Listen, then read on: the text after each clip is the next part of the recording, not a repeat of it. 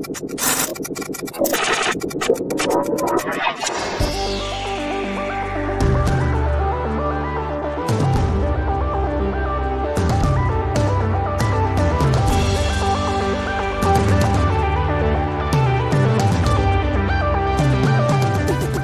morning, everyone. Welcome to the HR Congress podcast today. My name is Ben Churchhouse, and I'm joined again by Filip Moriau, returning guest from earlier in the year.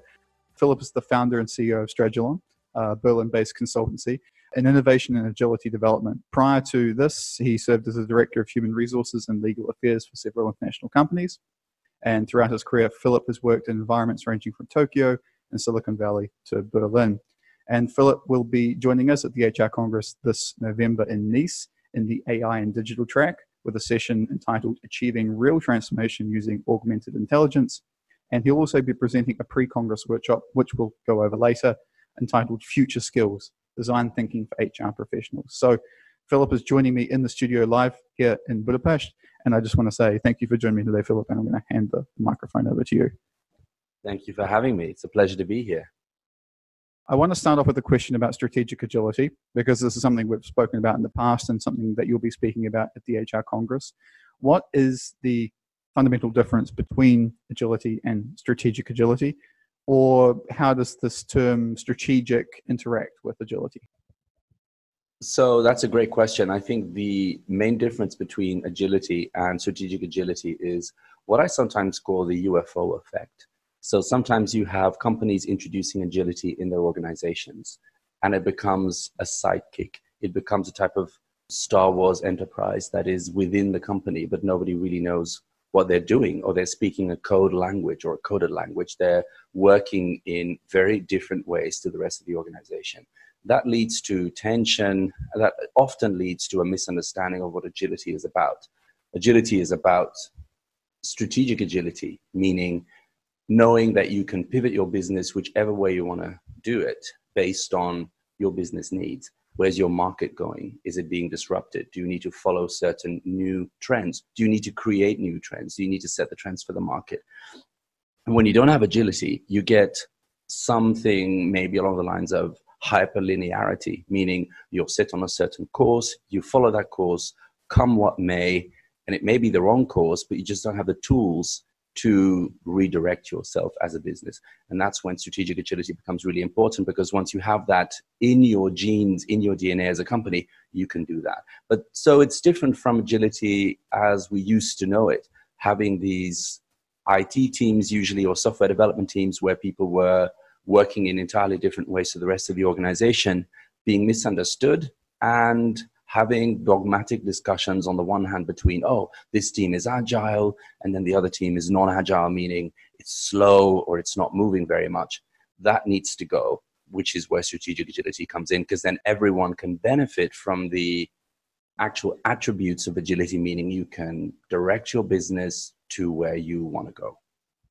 Agility is one of those terms that's obviously so overused and abused and misused within the business world. And I know some of the project managers out there are probably pulling their hair out constantly whenever people bring the term up.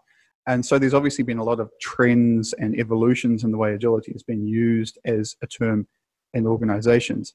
What do you see as some of the latest trends in this area? What would your thoughts be on how agility is being brought into organizations today? I'd say the latest trends that I see is that the last remnants of linear management and top-down management and strict 5-year plans where things are decided at the top and then they streamline down to the organization are disappearing, because the newest entrants in the labor market, people joining the workforce, they're just not buying it. They're just not taking it. So you might come into an organization where you have a top of the organization deciding this is where we're going to go. This is our 5-year plan. This is the way it works. And everyone has to respect the hierarchies. And then the people who come into the organization just say no. They're not having it. They're doing something else. And then you get tension, conflict, and friction. So I'd say the latest trend is really towards job crafting and people charting their own course and saying, this is how I want to bring value to my organization. This is where I want to make a difference. This is the initiatives I wish to take. And that in itself leads to agility, because managers then no longer have to set the course for the team. The team sets their own course, and managers, I guess, streamline or acknowledge, and at a certain point maybe enhance things so that they can add a layer of value. But I think the value creation process is the real core of agility, and that's what you really see happening, that the value creation process is at every level of the organization. The organizations that have embraced that are the most successful ones. They can bring in the value on every level because they feel in every different geography what goes on with the customers. They know precisely what is happening in every marketplace because they allow that agility to happen inside the workplace, not depending on 5-year plans that are decided at some headquarter, but actually really working on what they see in the market around them, reacting very, very quickly on trends that are changing. And on the point of hierarchy, and this is a point I want to dive a little bit deeper into. In a lot of organizations, there is sort of, or maybe not so much in many organizations, but there is a misconception about the importance or value of hierarchy. The way I see it is that people actually do want some hierarchy. We know that some people are natural leaders, some people don't like to lead or find themselves in a leadership position. So what would be your perspective on some of the ideas or misconceptions about hierarchy in organizations?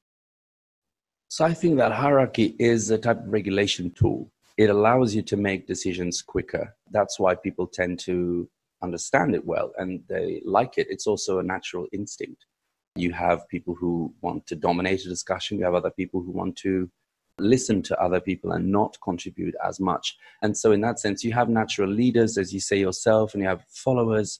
But I think today it's a much more complex scenario because the world is so detailed and you have so many detailed skills that are happening or that are needed in many different niche areas, that you could say once upon a time you would be a leader because you would have a natural leadership instinct or leader's instinct, and you would then be required to be a technical guru of a certain kind, and then you would lead a team. Today it's much more complex because you could be the best player in a certain technical area, but you just haven't got the skill to understand there's a new technological breakthrough in this particular area because you're of a generation that just doesn't get that latest information anymore. And you need someone in your team who does. So you bring in someone who has that niche expertise. But obviously now they're going to be the top leader in that particular niche expertise. So then where are you with your leadership? What do you do? Because you're just not sure what to do. You depending on that newer person or other person to make that decision on your behalf. So you lose your credentials as a leader to a certain extent. So you have to reinvent yourself. So what you become as a leader today is much more of a coordinator, bringing all those top people together who decide on niche areas that they're very aware of, but also knowing that that's not your real value anymore. Your real value is the coordination. It's not that technical knowledge. That is a wake-up call for a lot of organizations because they're still organized on the traits of you were a technical expert in some field. And so by default, you're also going to be the leader because you had some leadership skills. Today, it's much more a question of getting the right people on the team, making sure the obstacles are out of their way, and then they can work and do their job. And they will portray their natural leadership in their own niche areas, but it will require lots and lots and lots of collaboration. So I'd say hierarchy and collaboration are not easy friends. You have to streamline hierarchy in such a way that it allows collaboration. Some people enjoy a sense of hierarchy because it creates clarity. So if you need clarity on decision-making processes, that could entail some levels of hierarchy. It could be very simple if you know who makes which decision. But at the same time, if you overdo hierarchy, you're going to lose that coordination because no one's going to accept full hierarchy and then say, oh, we're a collaborative team, we're all collaborating together. No one's going to accept that. That's not the way things work. If you want people to collaborate, you have to get rid of hierarchy to a great extent and minimize it to the regulation processes that you need in your company, and they'll all be very different. It sounds very much to me like it's a removal of artificial hierarchy or bureaucracy in many ways, because there are, say, the natural hierarchies that exist between people, which are being augmented by the way that we work as workers in a society and in an organization. But the layers that have been built up over time, over decades, are being sort of stripped away quite quickly, actually. And that sort of leads me on to the next question, which is, why does the future of work require us to be more agile, less bureaucratic? Why is this shift happening fundamentally? And what are the specific conditions that are requiring us to change the way we work, the way we relate to people at work, with the way we lead? I think that's a constant evolution, and I don't have a particular answer. I mean, I don't have there's not one reason, but it's a constant evolution. And I think one of the definite contributors to why we need that agility and why we need to change so fast is because the world moves so much faster. Information is available immediately.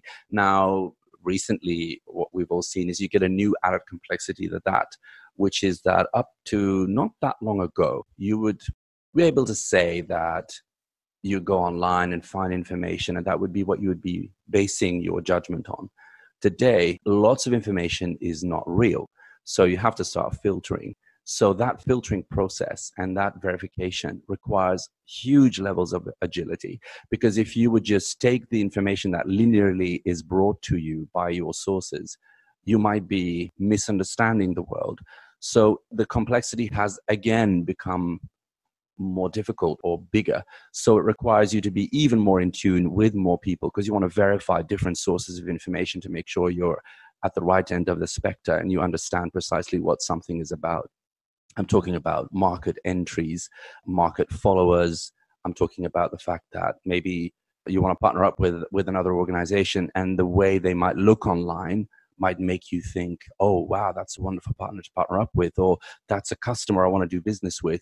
But then when you dig through the information, you might find out that the information that you've seen was not so real. So all of that extra filtering, extra layering you have to now do online makes the world even more complex. So you need to be more agile, you need to be quicker, you need to be faster in your own analyses, because you can't just build on what you see. So if you're a business, how do you go about starting this process? Now, and obviously, it's sort of a process which is continuously changing and evolving in some capacity, but let's say that you're at a point now where you want to start a transformation towards something more strategically agile. How do you go about this? I guess you started by having a first snapshot of where you're at the moment. You want to have an idea of who you want to be as a business. Some businesses have this all sorted out. They know precisely who they are. They know what they want to do. They know they have a value statement, or they have a mission statement. They have a vision. They know precisely what they're doing. But even if you have that, you want to then check that with, where does your workforce stand? Where do your managers stand? What do they accomplish? How do they accomplish it? Do they still use command and control? Do they still overly use hierarchy in the very administrative way, just like you described it? Or are they already the more agile type of manager you will need today and tomorrow? I guess you'd start by having that snapshot, having a type of mapping, digital mapping, where you look at your organization, you look at your ambition, and then you map that against what are the skills that you need to get there. Once you have that picture in place, you can then start building on a development plan together with your team and say, all right, we're nowhere in the area of networking, or we're nowhere in the area of stakeholder management. Those don't sound like digital skills, but they're very much the digital skills of today. If you have a very broad network, sky's the limit. You can reach many different goals. But if you don't reach out to your network, or you don't have the network, you need to build it. So once you understand with that snapshot that you don't have enough network, you can then start saying, okay, what's our plan? What do we do? And then you can actually start building and say, let's build a plan for 12 months. And what type of network do we with our workforce want to build in the next 12 months? How do we want to reach out to networks that we don't know yet? There's a great podcast of David Burkus on the network beyond, like the network that you don't see yet. I'd say that is something I always refer to when it comes to how strong is your organization. Once you understand where you want to go, what is the network that you see around you, and what is the invisible network that you don't have yet, to build on that. I'd also say build on skills such as stakeholder management. I'd say they're the gem skill, the hidden skill of today. And a lot of people just don't build it up yet because it's one of those skills that are never really talked about. But having multi-stakeholder management ideas and value propositions, influencing strategies of how you can get into new business areas, into new geographies, can make a world of difference. Go into Kazakhstan and you want to build an energy business in Kazakhstan, it's about the network. Go into Australia and you want to get into the mining business, it's about the network. So regardless of what you do or how you turn it, it's about your network. And a lot of people have not identified those skills because they don't learn them in school. They still don't teach them in universities. And they are the gem of today and tomorrow. So I'd say build on those skills and make sound development plans. I was with a customer the other day and they were spending millions on their future development, but about 95% of their money was going into infrastructure, buildings, and tools. Only about 4 or 5% was actually going into building the workforce. Now, all of their strength, they say on their website, they say about their people, is about the people. But then you have to put your money where your mouth is and say, hang on, then I need to invest in my people because I'm not going to spend 4% of my investment in the future on people and 95, 96% of my investment into buildings. So those are the trends that you'll see start to change very quickly. And also to come back to your question, what do you need to do? You need to create that snapshot, have a good idea of where you want to go, and then build the development plans that you need based on the future skills that you need in your business area. And is there any specific advice that you would give to our HR leader listeners out there who have some responsibility for this, or they're looking to get more responsibility for this? Any specific advice for them? Probably I'd say that a lot of people that I know in the world of HR want to be serious business partners. And if they want to do that, they have to act accordingly. It also might mean getting rid of some of the command and control function that they currently have.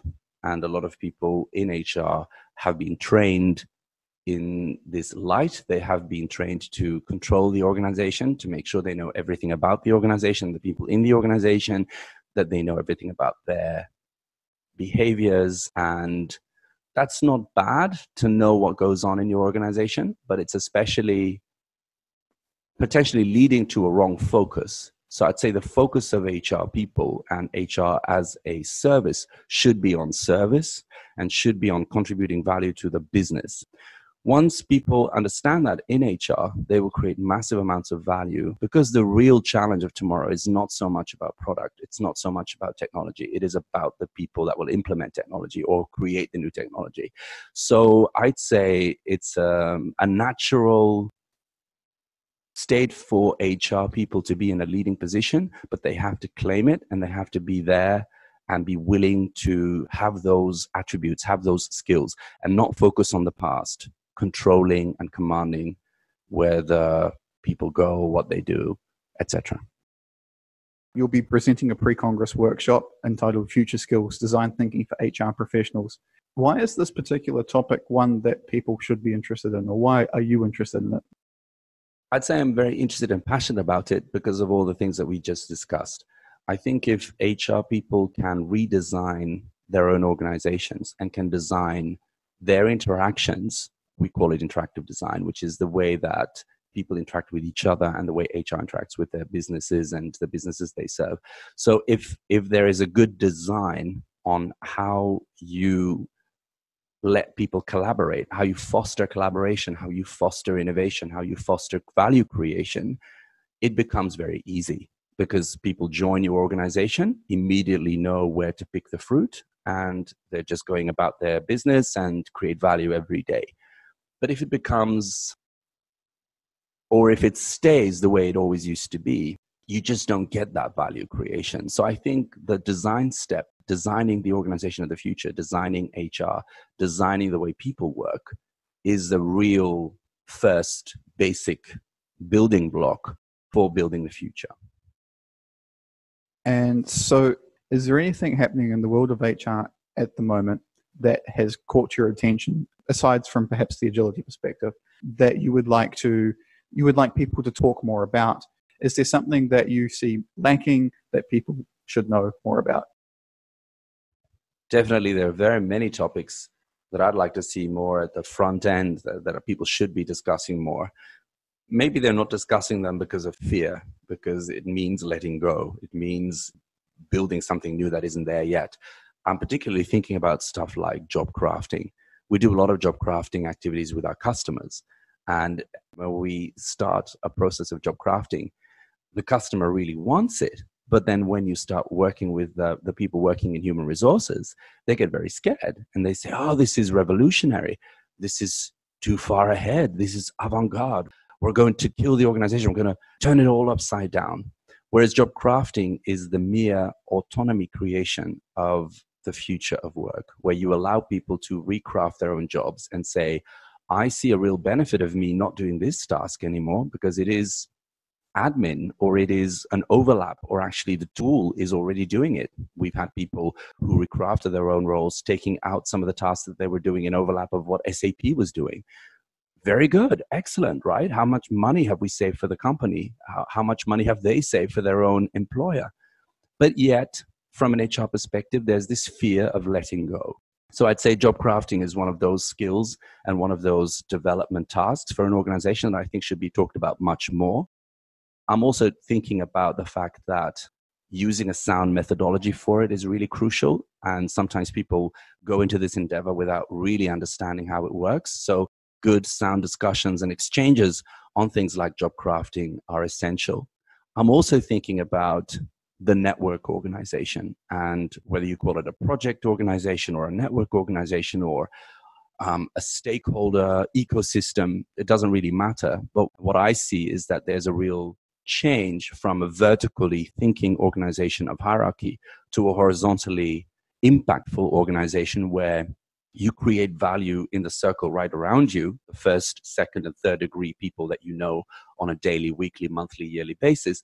But actually, you can go much beyond that. Once you know the skill of stakeholder management and ecosystem building, you can create value for a whole world of people, enhancing your business model as a human being, but also of the organization you work for. So I'd like to see much more exchanges and debates about the value of stakeholder management and ecosystem building, let's say, corresponding to what used to be hierarchy. So the regulation of interaction, the creation of value, that type of stuff. I mentioned this in the previous podcast just recently. Does this mean, in a sense, that specialization of careers is over? The era of it. Now, not obviously talking about doctors or engineers or something that's very specifically technical, but for the general population, does this mean that career specialization is ending? I don't think so. I think it will be, and it already is what I see around me, a career of building blocks. And when you're building a block, when you're actually literally building a certain skill, you'll be in that skill and you'll be so focused on it. I'd say the highest value creators of people that I see around me and all of the customers that I see, and actually the customers themselves, are highly specialized, very passionate people of whatever it is that they're doing. But they're doing it for a certain amount of time. And then they've built that skill, they've built that building block, and then they move on and do something else. And I think that is, for me, again, coming back to what's the definition of strategic agility. Strategic agility is not being agile as jumping up and down all around and hopping from one place to the other without really understanding whatever it is that you're doing. But it is actually really going back to being deep inside a certain area of expertise, understanding how that works, learning that, and the joy of learning that skill becomes the actual building block. Once you've built that skill, not to stay there, but to say, all right, in the old world, I would have to build on what I have so far, and this would now be my core expertise for the rest of my life. I think in the world today, it's very much the sense of once you've acquired that skill, to have the courage to say, it's time for me to move on. And then to say, I'm going to go to the next skill, or I'm going to go to the next job, or I'm going to go into a completely different area of expertise. You need to have the freedom to be able to do that. You need an organization that has the courage to say, oh, you were doing top skill XYZ. Let's say you were a mechanical engineer at the top level of this type of application. Now, you've done that for 2 years. You're doing tremendously well. It's time for you to move on. We're going to get you out of that career. How about this? How about going on an adventure? How about going discover a new market? So you need a bit of personal courage of people to say they're able to jump every single time. And then you need organizations to say, this is what we need. It was very difficult for them because you have managers who are overprotective. They like to keep their staff. They want to keep their success built on that linear prospect of going on and on and on. But that world doesn't exist anymore. So I'd say it is not the end of technical expertise or expertise as a detailed, let's say, as a detailed fact. Is a fact that you learn it, you move on, you learn something new, you move on, and you experiment in the process every single time. Yeah, constant adaptation. So how can people get in contact with you if they wish to learn more about you, about what you do, about the organization? They can visit Stragilon, which is stragilon.com. So the information of our organization is on our website.